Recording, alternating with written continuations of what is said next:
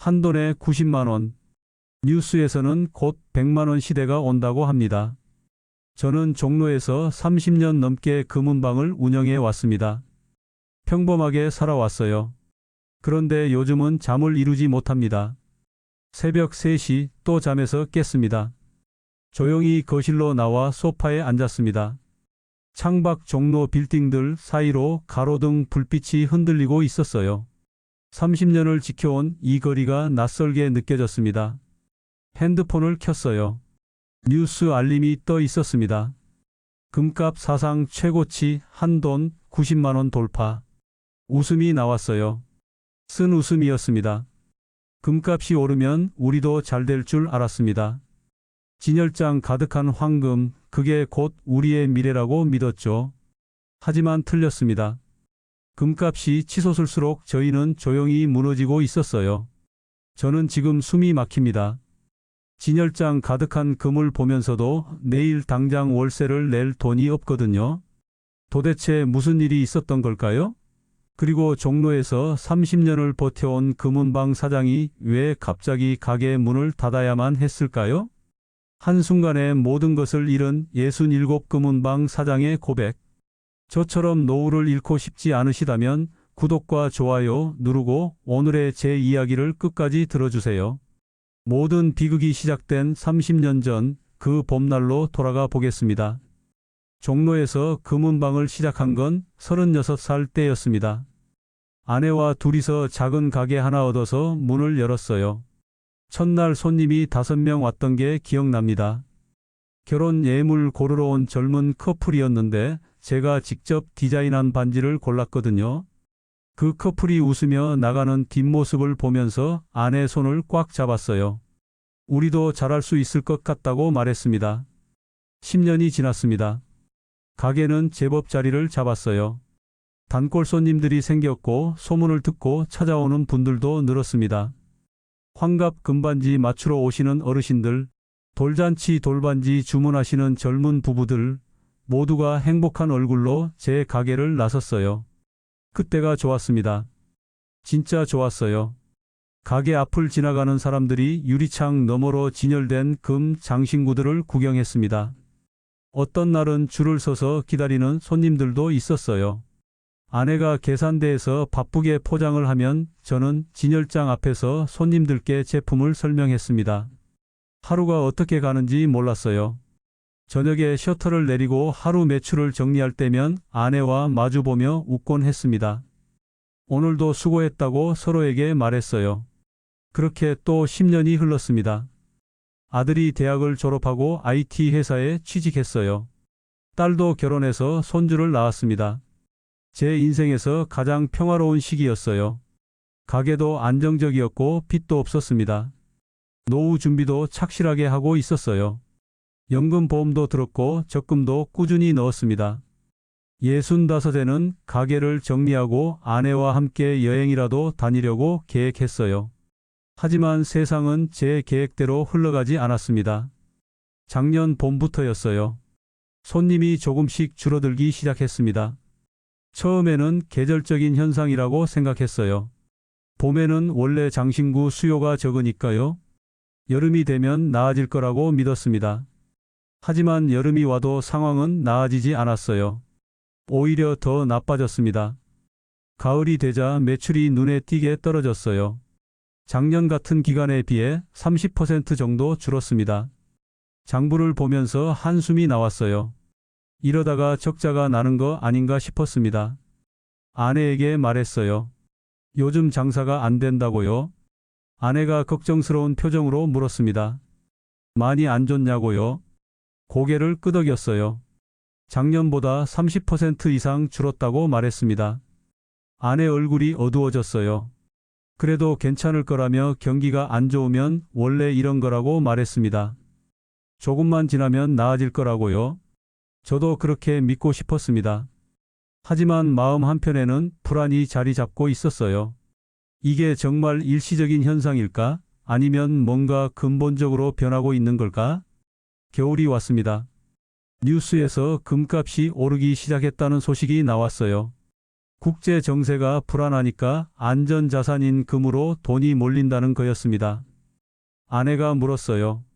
그럼 우리한테 좋은 거 아니냐고요? 저도 그렇게 생각했습니다. 금값이 오르면 장사도 잘 될 거라고요. 하지만 이상한 일이 벌어졌어요. 금값은 계속 올랐는데 손님은 오히려 더 줄어들었습니다. 처음에는 이해가 안 됐어요. 왜 금값이 오르는데 사람들이 안 사는 걸까요? 어느 토요일 오후였습니다. 젊은 커플이 들어왔어요. 결혼 예물을 보러 온 거였습니다. 반지를 여러 개 꺼내서 보여줬어요. 여자가 마음에 드는 디자인을 골랐습니다. 무게를 재고 가격을 계산했어요. 80만 원이라고 말했습니다. 남자의 얼굴이 굳어지더라고요. 생각보다 비싸다며 다른 데도 좀 알아보고 오겠다고 했어요. 그렇게 나갔습니다. 다시는 안 왔어요. 그날 저녁 아내에게 말했습니다. 금값이 너무 올라서 사람들이 부담스러워하는 것 같다고요. 아내가 걱정스러운 표정을 지었어요. 그럼 어떻게 하냐고 물었습니다. 저도 몰랐어요. 금값은 제가 정할 수 있는 게 아니니까요. 그날 밤 잠이 안 왔습니다. 천장을 보며 생각했어요. 이게 일시적인 현상일까? 아니면 뭔가 근본적으로 변하고 있는 걸까? 다음 날 아침 일찍 가게로 나갔습니다. 골목에 들어서는데 옆 가게 김 사장이 셔터를 올리고 있었어요. 제가 먼저 인사를 건넸습니다. 김 사장이 힘없이 손을 들어 답했어요. 표정이 어두워 보였습니다. 다가가서 물었어요. 요즘 장사 어떠냐고요? 김 사장이 한숨을 쉬었습니다. 예전 같지 않다며 손님이 많이 줄었다고 했어요. 저도 그렇다고 답했습니다. 우리끼리만 그런 게 아니라는 게 위로가 되기도 하고 더 걱정되기도 했어요. 며칠이 지났습니다. 뉴스에서 또 금값이 올랐다는 소식이 나왔어요. 한 돈에 80만 원을 넘었다고 했습니다. 곧 90만 원도 넘을 거라는 전망이었어요. 화면에는 가파르게 치솟는 금값 곡선이 붉은색으로 표시되어 있었습니다. 보기만 해도 가슴이 답답했어요. 어느 날 아침이었습니다. 도매상에서 전화가 왔어요. 지난주에 주문한 금괴 신돈이 취소됐다는 거였습니다. 놀라서 이유를 물었어요. 도매상 직원이 미안하다며 가격이 또 올라서 그 가격으로는 못 판다고 했습니다. 그럼 얼마를 더 내야 하냐고 물었어요. 직원이 한참을 망설이다가 말했습니다. 20% 더 내야 한다고 했어요. 전화를 끊었습니다. 머리가 복잡했어요. 20%를 더 내면 재고를 채울 수는 있겠지만 그렇게 비싸게 사온 금을 누가 사갈까? 가격을 올리면 손님은 더 줄어들 텐데 말이에요. 계산기를 두드렸습니다. 신돈을 채우려면 4천만 원이 넘게 필요했어요. 예전에는 3천만 원이면 됐는데 말이죠. 통장을 확인했습니다. 잔액이 2,500만 원이었어요. 부족했습니다. 한숨이 나왔어요. 점심때쯤 옆 가게 최 사장이 찾아왔습니다. 얼굴이 창백해 보였어요. 커피라도 한잔 하자며 근처 카페로 갔습니다. 자리에 앉자마자 최 사장이 한숨을 쉬었어요. 도매상에서 연락 왔냐고 물었습니다. 고개를 끄덕이자 최 사장도 같은 전화를 받았다고 했어요. 금 공급이 불안정하다며 가격도 계속 올라서 장사를 어떻게 하냐고 했습니다. 저도 같은 심정이라고 말했어요. 최 사장이 커피를 한 모금 마시고 조심스럽게 물었습니다. 혹시 요즘 손님 어떠냐고요? 많이 줄었다고 답했어요. 작년 같은 기간에 비해 반 토막 났다고 말했습니다. 최 사장이 고개를 끄덕이며 자기도 그렇다고 했어요. 금값은 오르는데 손님은 줄어들고 재고는 구하기 힘들고 도대체 이게 무슨 상황이냐며 한탄했습니다. 그날 오후 가게로 돌아왔어요. 진열장을 바라봤습니다. 금 장신구들이 조용히 빛나고 있었어요. 예전에는 이 빛이 희망처럼 보였는데 지금은 그저 팔리지 않는 재고로만 느껴졌습니다. 핸드폰이 울렸어요. 아내였습니다. 은행에서 전화 왔다며 대출 상담을 받으러 오라는데 무슨 일이냐고 물었어요. 아무것도 아니라고 말했습니다. 하지만 가슴이 철렁 내려앉았어요. 작년에 받은 운영자금 대출이 생각났습니다. 이자를 제때 못 낸 게 2달째였거든요. 저녁에 집으로 돌아왔습니다. 아내가 저녁을 준비하고 있었어요. 식탁에 앉아 밥을 먹는데 목구멍으로 넘어가지 않았습니다. 아내가 무슨 일 있냐고 물었어요. 고개를 저었습니다. 아무것도 아니라고 말했어요. 하지만 아내는 알고 있었을 겁니다. 제 표정을 보면요. 다음 날 은행에 갔습니다. 대출 담당 직원이 서류를 보더니 고개를 저었어요. 이자 연체가 2달째라며 이러시면 안 된다고 했습니다. 미안하다고 말했어요. 요즘 장사가 안 돼서 그렇다고요. 직원이 난처한 표정을 지었습니다. 그래도 이자는 내셔야 한다며 이번 달 안으로 밀린 거 정리하지 않으면 신용등급이 떨어진다고 했어요. 알겠다고 답했습니다. 은행을 나왔어요. 발걸음이 무거웠습니다. 어디서 돈을 구해야 할까요? 통장에 남은 돈으로는 이자도 못 갚는데요. 골목으로 들어서는데 낯선 광경이 눈에 들어왔습니다. 제 가게 2집 건너편 박 사장 가게에 부동산 매물 표시가 붙어 있었어요. 가까이 다가가 봤습니다. 권리금 포함 매매라고 적혀 있었어요. 가슴이 답답했습니다. 박 사장도 결국 포기한 거였어요. 가게로 돌아왔습니다. 문을 열고 들어가 계산대에 앉았어요. 장부를 펼쳤습니다. 이번 달 매출을 확인했어요. 지난달보다 더 줄어들어 있었습니다. 고정비를 계산해 봤어요. 월세, 전기세, 관리비, 그리고 대출 이자까지 합치면 한 달에 350만 원이 나갔습니다. 이번 달 매출은 280만 원이었어요. 적자였습니다. 머리가 지끈거렸어요. 오후 3시쯤 손님 한 명이 들어왔습니다. 중년 여성이었어요. 손에 작은 봉투를 들고 있었습니다. 봉투를 꺼내 계산대 위에 올려놓았어요. 안에는 금반지 2개가 들어 있었습니다. 이거 얼마에 팔 수 있냐고 물었어요. 금반지를 확인했습니다. 무게를 재고 순도를 확인했어요. 여성이 조심스럽게 말했습니다. 결혼할 때 받은 건데 이제 팔아야 할 것 같다고요? 목소리에 슬픔이 묻어났어요. 남편 사업이 망해서 당장 병원비가 필요하다고 했습니다. 계산을 했어요. 시세에 맞게 매입 가격을 불렀습니다. 여성의 얼굴이 어두워졌어요. 이게 다냐고 물었습니다. 뉴스에서는 금값이 엄청 올랐다고 하던데요. 매입할 때는 시세보다 낮게 책정된다고 설명했어요. 그리고 검사비랑 수수료도 빠진다고요. 여성이 한숨을 쉬며 어쩔 수 없다고 했습니다. 그냥 팔겠다고요.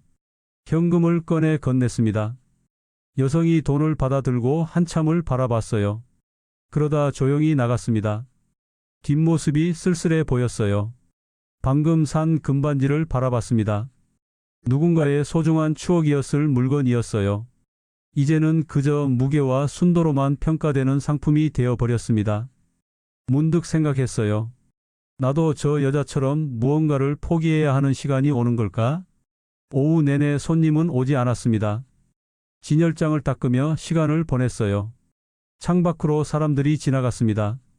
하지만 아무도 제 가게를 들여다보지 않았어요. 저녁 무렵 셔터를 내리려는데 핸드폰이 울렸습니다. 아들이었어요. 오늘 저녁에 집에 들르겠다고 했습니다.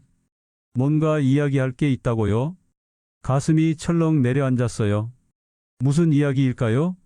집에 돌아왔을 때 아들이 이미 와 있었습니다.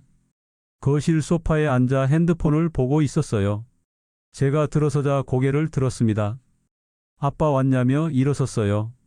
아내가 주방에서 차를 내왔습니다. 셋이서 소파에 앉았어요. 아들이 조심스럽게 입을 열었습니다.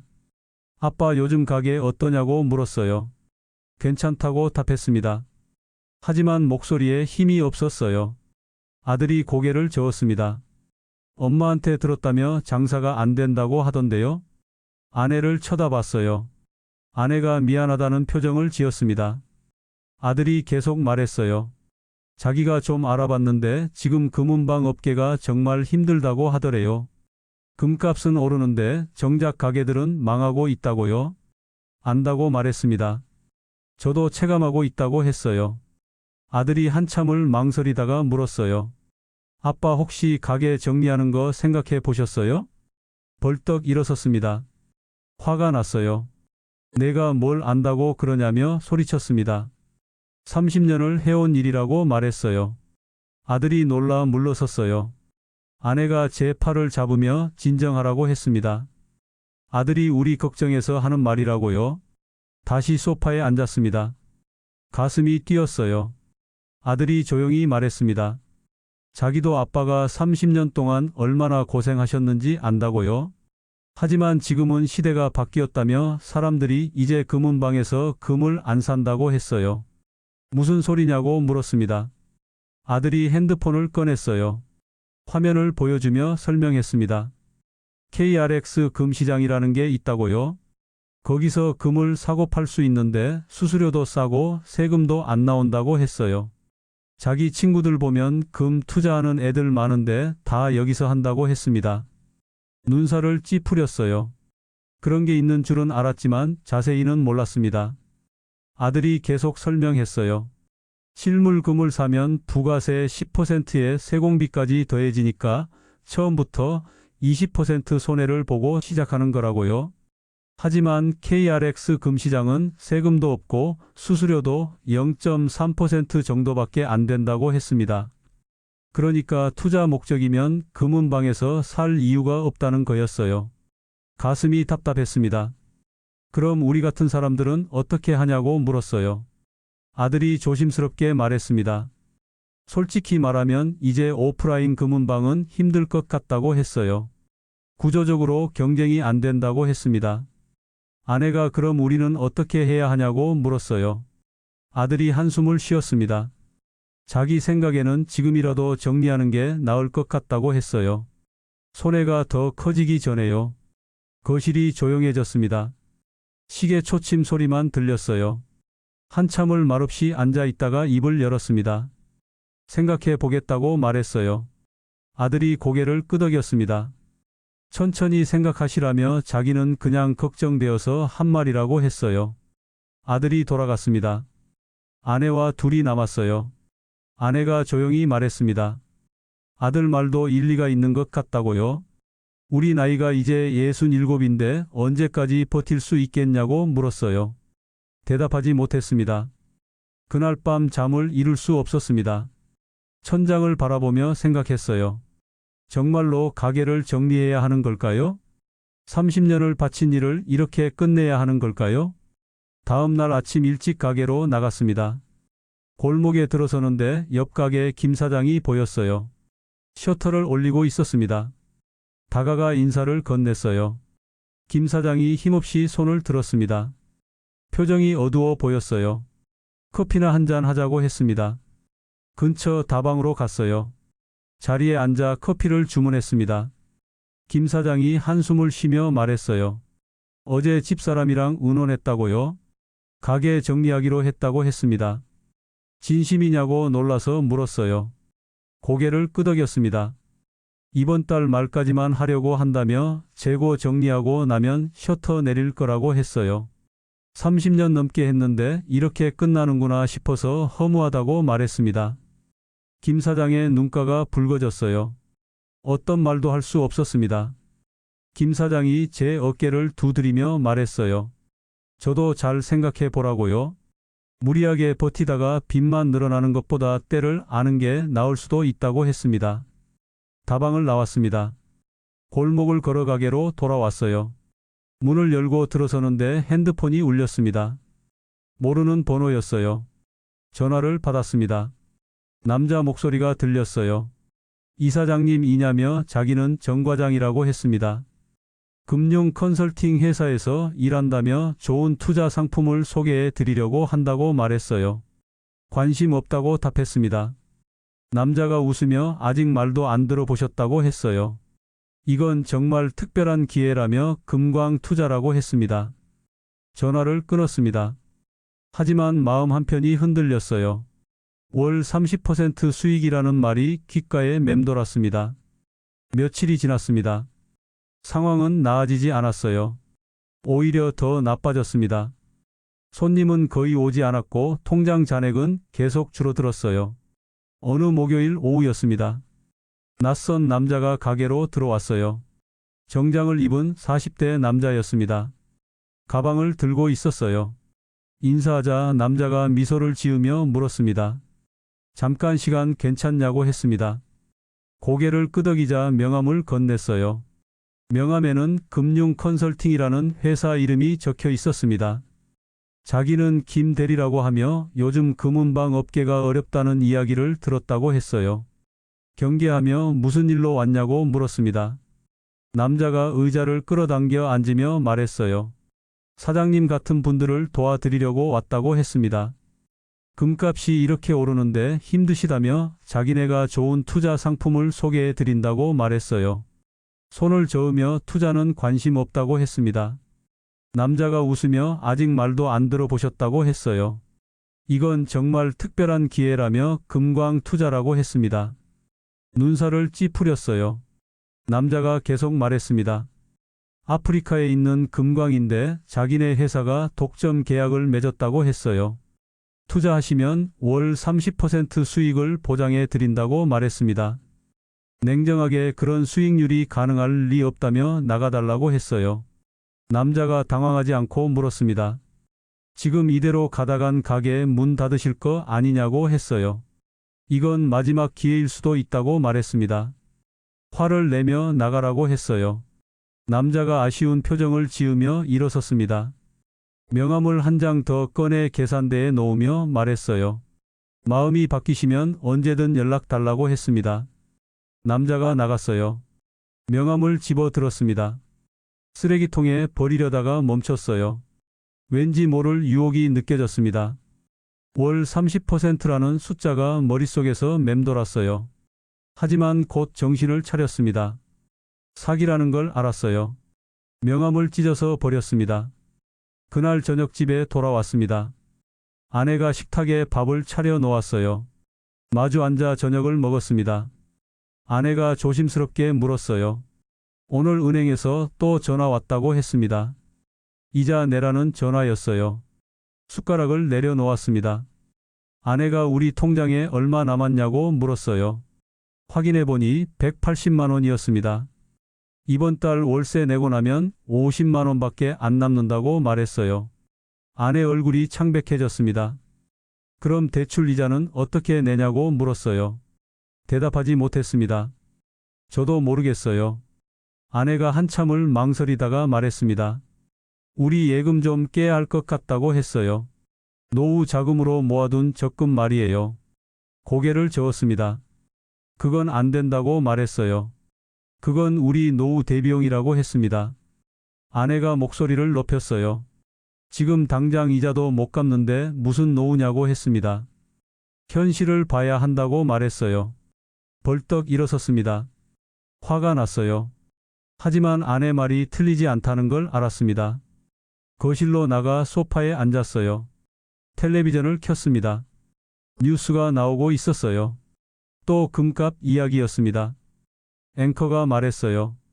금값이 연일 최고치를 경신하고 있지만 정작 금은방 업계는 어려움을 겪고 있다고 했습니다.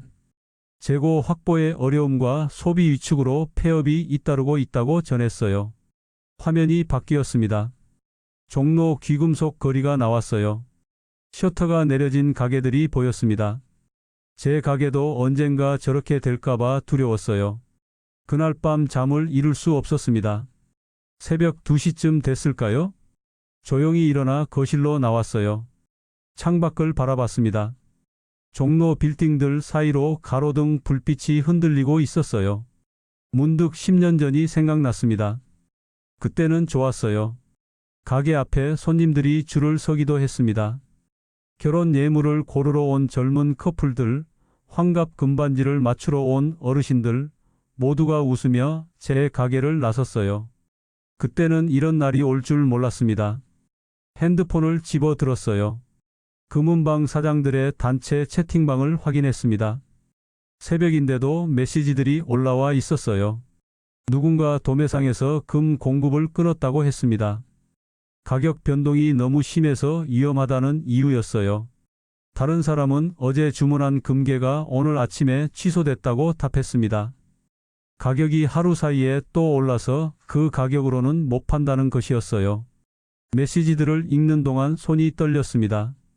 이건 단순한 불황이 아니었어요. 시장 자체가 무너지고 있었습니다. 다음 날 아침 일찍 가게로 나갔습니다. 골목에 들어서는데 최 사장이 보였어요. 가게 앞에서 담배를 피우고 있었습니다. 다가가 인사를 건넸어요. 최 사장이 힘없이 손을 들었습니다. 표정이 어두워 보였어요. 어떻게 지내냐고 물었습니다. 최 사장이 한숨을 쉬며 말했어요. 어제 가게 정리했다고 했습니다. 놀라서 벌써냐고 물었어요. 고개를 끄덕이며 어제 마지막 재고 정리했다고 답했습니다. 생각보다 마음이 편하다고 말했어요. 이제 뭐 할 거냐고 물었습니다. 최 사장이 아직 정확히는 모르겠지만 뭔가 새로운 걸 시작해 볼 생각이라고 했어요. 나이가 많다고 포기할 수는 없다고 말했습니다. 최 사장의 얼굴에는 오히려 희망이 보였어요. 후회는 안 하냐고 물었습니다. 웃으며 후회보다는 홀가분하다고 답했어요. 30년 짐을 내려놓은 기분이라며 물론 아쉽지만 계속 붙잡고 있다가 더 큰 빚만 지는 것보다 낫다고 생각한다고 말했습니다. 최 사장이 제 어깨를 두드리며 말했어요. 저도 잘 생각해 보라고 했습니다. 때를 아는 것도 용기라고 말했어요. 최 사장이 골목을 빠져나갔습니다. 뒷모습을 바라봤어요. 왠지 부러웠습니다. 가게로 들어가 문을 열었습니다. 진열장의 금 장신구들이 조용히 빛나고 있었어요. 의자에 앉아 생각에 잠겼습니다. 정말로 저도 최 사장처럼 정리해야 하는 걸까요? 30년을 바친 일을 이렇게 끝내야 하는 걸까요? 손님이 들어왔습니다. 젊은 여자였어요. 손에 금목걸이를 들고 있었습니다. 이거 얼마에 팔 수 있냐고 물었어요. 목걸이를 확인했습니다. 무게를 재고 순도를 확인했어요. 계산을 하고 가격을 불렀습니다. 여자가 인상을 찌푸리며 이게 다냐고 물었어요. 금값이 이렇게 올랐는데 말이에요. 매입 가격을 설명했습니다. 그리고 수수료랑 검사비가 빠진다고 말했어요. 여자가 불만스러운 표정을 지었습니다. 다른 데도 가봐야겠다며 목걸이를 챙겨서 나갔어요. 한숨을 쉬었습니다. 손님을 놓쳤어요. 하지만 어쩔 수 없었습니다. 더 높은 가격을 불러줄 수 없었으니까요. 점심때쯤 핸드폰이 울렸습니다. 김 사장이었어요. 전화를 받았습니다. 김 사장 목소리가 떨리고 있었어요. 잠깐 만날 수 있냐고 물었습니다. 목소리가 심상치 않았어요. 어디 있냐고 물었습니다. 김 사장이 한강 둔치로 오라고 했어요. 지금 거기 있다고 말했습니다. 가슴이 철렁 내려앉았어요. 급히 가게 문을 닫고 택시를 잡았습니다. 한강으로 향했어요. 차 안에서 김 사장 생각을 했습니다. 며칠 전 전화로 금광 투자 사기 당했다는 이야기를 들었어요. 3천만 원을 날렸다고 했습니다. 그 후로 연락이 없었는데 오늘 갑자기 전화가 온 거예요. 한강에 도착했습니다. 둔치를 걸어 내려갔어요. 멀리서 김 사장이 보였습니다. 벤치에 앉아 강을 바라보고 있었어요. 다가가 옆에 앉았습니다. 김 사장이 고개를 돌렸어요. 얼굴이 수척해 보였습니다. 무슨 일이냐고 물었습니다. 김 사장이 한참을 말없이 강을 바라보다가 입을 열었어요. 더 이상 못 버티겠다고 했습니다. 3천만 원 날리고 나니까 정신이 하나도 없다고 말했어요. 집사람한테도 아직 말 못했다고 했습니다. 조심스럽게 물었습니다. 설마 이상한 생각하는 거 아니냐고 했어요. 김 사장이 쓸쓸하게 웃었습니다. 아니라고 말했어요. 그냥 좀 혼자 있고 싶어서 나왔다고 했습니다. 안도의 한숨을 쉬었습니다.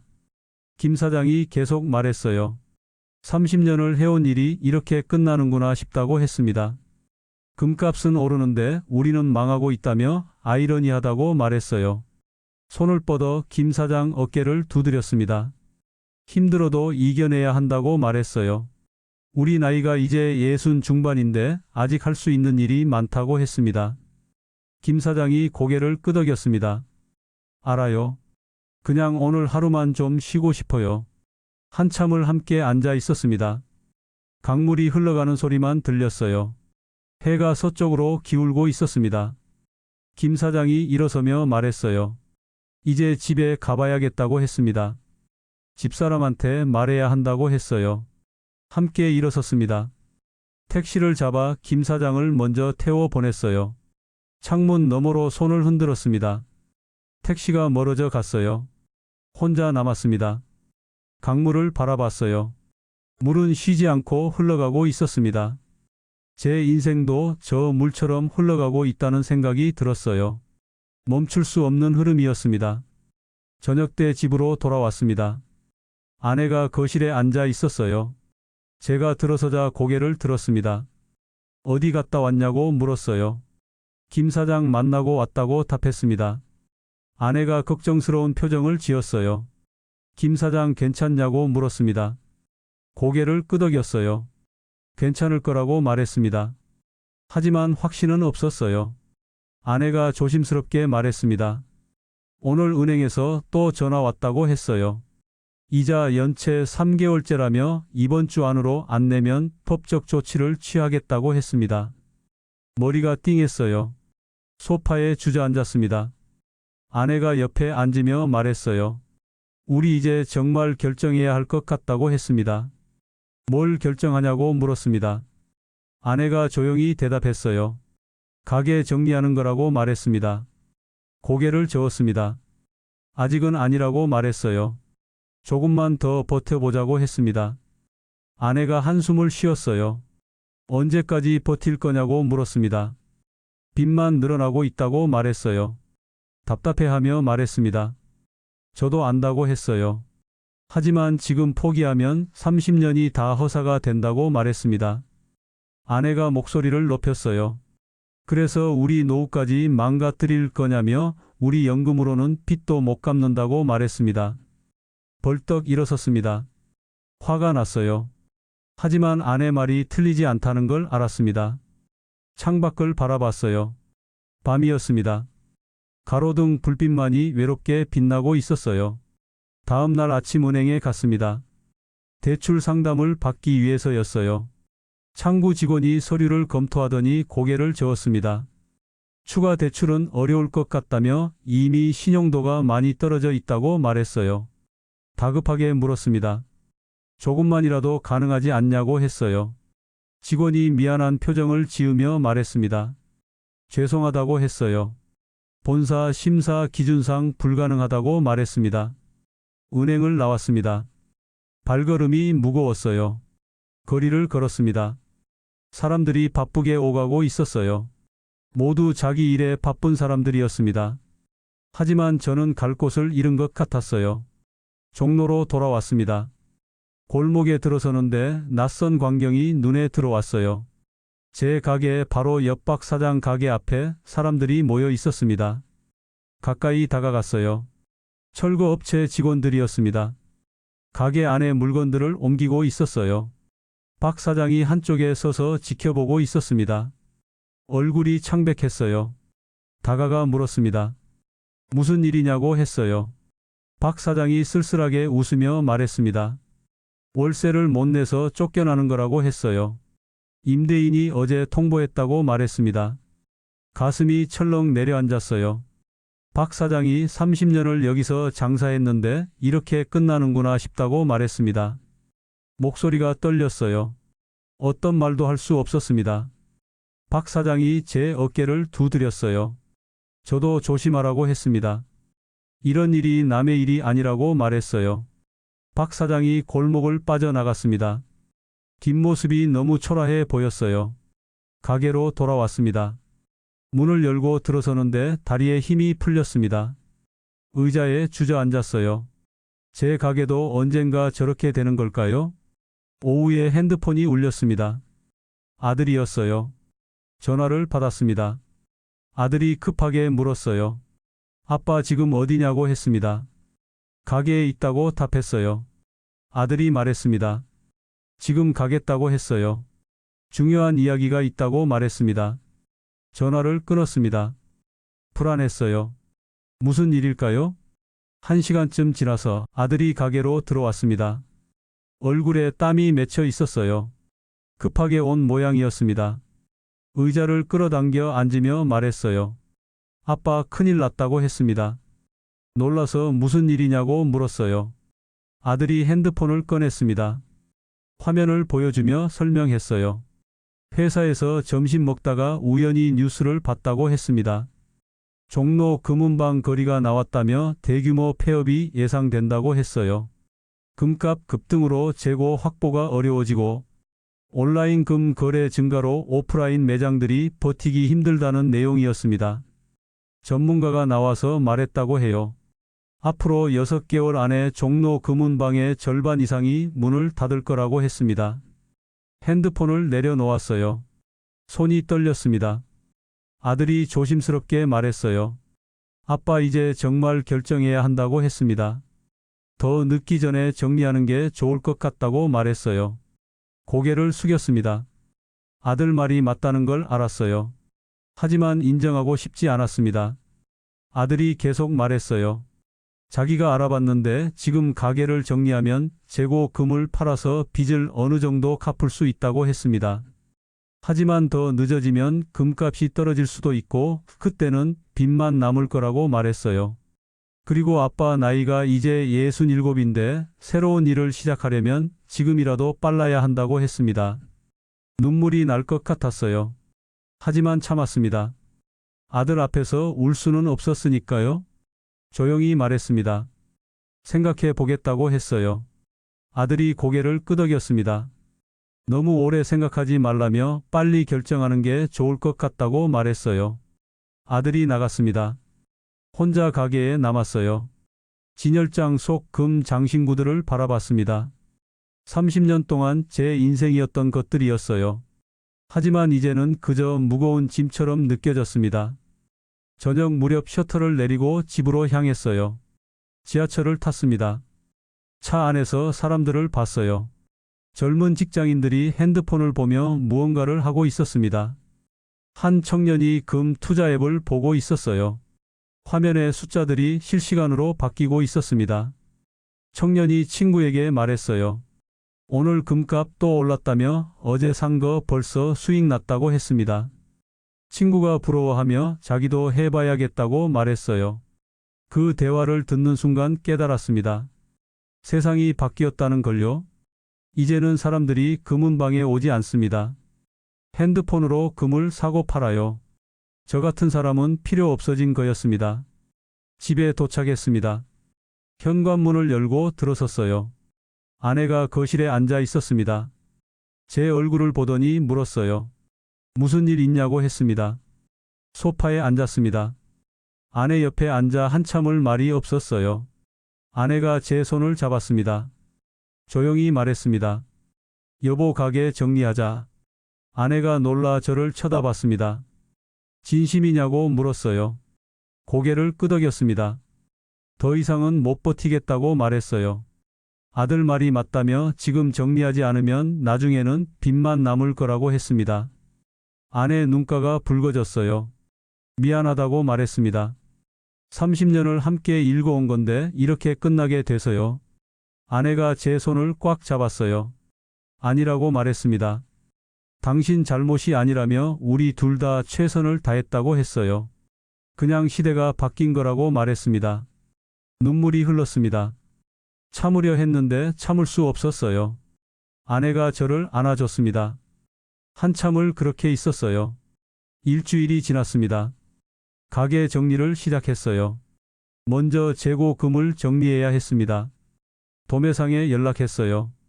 재고를 모두 넘기고 싶다고 말했습니다. 도매상 사장이 놀라며 물었어요. 가게 정리하는 거냐고 했습니다. 그렇다고 답했어요. 도매상 사장이 한숨을 쉬었습니다. 요즘 많이 들려오는 전화라며 알겠다고 했어요. 내일 직접 와서 확인하고 가격을 책정하겠다고 말했습니다. 다음 날 오전 도매상 사장이 왔습니다. 진열장을 하나하나 확인했어요. 금 장신구들을 꺼내서 무게를 재고 순도를 확인했습니다. 1시간쯤 걸렸어요. 도매상 사장이 계산기를 두드렸습니다. 그리고 가격을 불렀어요. 3,200만 원이라고 했습니다. 예상보다 낮았습니다. 왜 이렇게 적냐고 물었어요. 도매상 사장이 미안하다는 표정을 지었습니다. 요즘 금값 변동이 심해서 리스크를 감안해야 한다며 이게 최선이라고 말했어요. 한숨을 쉬었습니다. 어쩔 수 없었어요. 알겠다고 답했습니다. 도매상 사장이 현금을 건넸습니다. 3,200만 원이었어요. 돈을 받아 들었습니다. 도매상 사장이 나간 후 혼자 가게에 남았습니다. 텅 빈 진열장을 바라봤어요. 30년 동안 금 장신구들로 가득했던 진열장이 이제는 텅 비어 있었습니다. 비어있는 진열장만큼 제 마음도 함께 비는 것 같았어요. 가게를 나와 은행에 갔습니다. 대출 이자를 갚아야 했어요. 창구에 앉아 통장을 건넸습니다. 밀린 이자 3개월치를 입금하고 남은 돈으로 원금도 일부 갚았어요. 잔액이 1,930만 원이었습니다. 이걸로 앞으로 어떻게 살아야 할까 생각했어요. 집으로 돌아와 아내에게 말했어요. 재고 정리 끝났다고 했습니다. 얼마 받았냐는 물음에 3,200만 원이라고 답했습니다. 아내가 고개를 끄덕였어요. 그걸로 빚 이자랑 원금 일부를 갚았다고 말했어요. 아직 대출금이 2천만 원 남았다고 말했습니다. 아내 얼굴이 어두워졌어요. 우리 적금은 얼마 있냐고 물었습니다. 1,500만 원 정도 된다고 답했어요. 그럼 그걸로 대출을 다 갚자고 했습니다. 고개를 끄덕였어요. 어쩔 수 없었습니다. 다음 날 은행에서 적금을 해지했습니다. 10년 동안 모은 돈이었어요. 노후를 위해 한 푼 두 푼 모았던 돈이었습니다. 그 돈과 남은 예금으로 대출을 다 갚았습니다. 이제 빚은 없었어요. 하지만 돈도 거의 없었습니다. 가게로 돌아왔어요. 임대인에게 연락했습니다. 이번 달 말로 계약 해지하고 싶다고 말했어요. 임대인이 아쉽다며 오래 장사하셨는데 갑자기 왜 그러냐고 물었습니다. 사정이 생겼다고 답했어요. 임대인이 알겠다고 했습니다. 보증금은 다음 달 초에 돌려주겠다고 말했어요. 전화를 끊었습니다. 이제 정말 끝이었어요. 며칠 동안 가게를 정리했습니다. 진열장을 닦고 바닥을 쓸었어요. 30년의 흔적을 지웠습니다. 마지막 날 아침 일찍 가게로 나갔습니다. 셔터를 올렸어요. 안으로 들어가 둘러봤습니다. 텅 빈 가게였어요. 추억만 가득한 공간이었습니다. 계산대에 앉아 마지막으로 장부를 펼쳤어요. 30년의 기록이 거기 있었습니다. 첫 페이지를 넘겼어요. 첫날 매출이 적혀 있었습니다. 45만 원이었어요. 마지막 페이지를 봤습니다. 마지막 달 매출이 적혀 있었어요. 280만 원이었습니다. 장부를 덮었습니다. 가게를 둘러보더니 눈가가 붉어졌어요. 오후쯤 셔터를 내렸습니다. 천천히 내려가는 셔터를 바라봤어요. 30년이 저렇게 내려가고 있었습니다. 셔터가 완전히 내려가고 자물쇠를 채웠습니다. 돌아서서 골목을 걸어 나왔어요. 뒤를 돌아보지 않았습니다. 집으로 가는 길 핸드폰이 울렸습니다. 아내였어요. 다 끝났냐고 물었습니다. 끝났다고 답했어요. 아내가 수고했다며 빨리 오라고 말했습니다. 저녁 준비했다고 했어요. 고맙다고 말하며 지금 간다고 답했습니다. 전화를 끊고 걸음을 재촉했어요. 이상하게 발걸음이 가벼웠습니다. 30년의 짐을 내려놓으니 오히려 편안했어요. 집에 도착했습니다. 문을 열고 들어서자 따뜻한 냄새가 났어요. 아내가 웃으며 맞이했습니다. 식탁에는 제가 좋아하는 음식들이 차려져 있었어요. 아내가 오늘은 특별한 날이라며 축하도 하고 위로도 하는 자리라고 말했습니다. 아내를 꽉 안았어요. 아내가 제 등을 토닥이며 잘했다고 말했습니다. 우리 이제 새로 시작하는 거라고 했어요. 한 달이 지났습니다. 집에서 지냈어요. 아침에 일어나도 갈 곳이 없었습니다. 30년 동안 매일 아침 가게로 출근했는데 이제는 그럴 필요가 없었어요. 이상했습니다. 자유로워야 하는데 오히려 불안했어요. 아내도 걱정스러운 표정을 지었습니다. 매일 집에만 있으니 건강도 안 좋아지는 것 같다고 말했어요. 뭐라도 해야 하지 않겠냐고 물었습니다. 알고 있었어요. 하지만 뭘 해야 할지 몰랐습니다. 어느 날 저녁 아들이 찾아왔습니다. 우리 셋이 식탁에 둘러앉았어요. 아들이 조심스럽게 입을 열었습니다. 아빠는 금에 대해서는 전문가라며 그 지식을 활용할 수 있는 일이 있지 않겠냐고 말했어요. 고개를 갸우뚱했습니다. 아들이 계속 말했어요. 요즘 금 투자에 관심 있는 사람들이 많다며 상담을 해주거나 온라인으로 교육을 할 수 있지 않겠냐고 했습니다. 제가 그런 걸 할 수 있을까 생각했어요. 아들이 30년 경험이 얼마나 귀한 자산이냐고 말했습니다. 아내도 눈을 반짝이며 좋은 생각이라고 말했어요. 처음으로 희망 같은 걸 느꼈습니다. 30년의 경험이 쓸모없는 게 아니라는 생각이 들었어요. 며칠 후 컴퓨터를 켰습니다. 블로그 개설 방법을 검색했어요. 처음이라 서툴렀지만 하나씩 배워나갔습니다. 아들이 와서 도와줬어요. 블로그가 완성됐습니다. 제목은 30년 금은방 사장이 알려주는 진짜 금 이야기였어요. 첫 글을 올렸습니다. 제 경험담이었어요. 금값이 올라도 금은방이 힘든 이유, 실물, 금과 금 투자의 차이, 그리고 사기를 조심해야 한다는 경고까지 솔직하게 썼습니다. 다음 날 댓글이 달렸습니다. 정말 유익한 정보라며 감사하다는 내용이었어요. 또 다른 댓글도 달렸습니다. 이런 정보를 찾고 있었다는 글이었어요. 가슴이 뛰었습니다. 누군가에게 도움이 된다는 게 이렇게 기쁜 일인 줄 몰랐어요. 30년 동안 쌓은 지식이 드디어 빛을 발하는 순간이었습니다. 계속 글을 올렸습니다. 반응이 좋았어요. 방문자 수가 늘어났습니다. 상담 문의도 들어오기 시작했어요. 성심성의껏 답변했습니다. 한 달쯤 지났습니다. 작은 수익이 생기기 시작했어요. 광고 수익도 생겼고 유료 상담 의뢰도 들어왔습니다. 많지는 않았지만 희망이 보였어요. 아내가 웃으며 할 수 있다고 말했습니다. 어느 날 김 사장에게서 전화가 왔습니다. 블로그 봤다며 정말 잘하고 있다고 말해줬어요. 사장님도 저처럼 해보시면 어떻겠냐고 물었습니다. 김 사장이 한번 생각해 보겠다고 답했습니다. 그날 저녁 가족이 모여 저녁을 먹었습니다. 아들이 블로그 구독자가 1000명 넘었다고 말했어요. 놀랐습니다. 아내가 웃으며 대단하다고 말했어요. 뿌듯했습니다. 30년 동안 쌓아온 것이 헛되지 않았다는 생각이 들었어요. 방식만 바꾸면 여전히 가치가 있었습니다. 며칠 후 종로에 갔습니다. 오랜만이었어요. 옛날 가게가 있던 골목으로 걸어갔습니다. 제 가게 자리에는 새로운 가게가 들어서 있었어요. 커피숍이었습니다. 유리창 너머로 안을 들여다봤어요. 젊은 사람들이 커피를 마시며 노트북을 하고 있었습니다. 옆 가게들도 많이 바뀌어 있었어요.